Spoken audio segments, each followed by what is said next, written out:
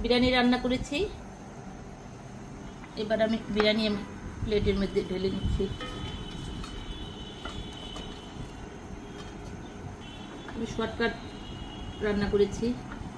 আমি সমস্ত মশলা দিয়েও রান্না হয়েছে। আমার ছেলেকে দিলাম, ও খেয়ে দেখো, আমিও নেব।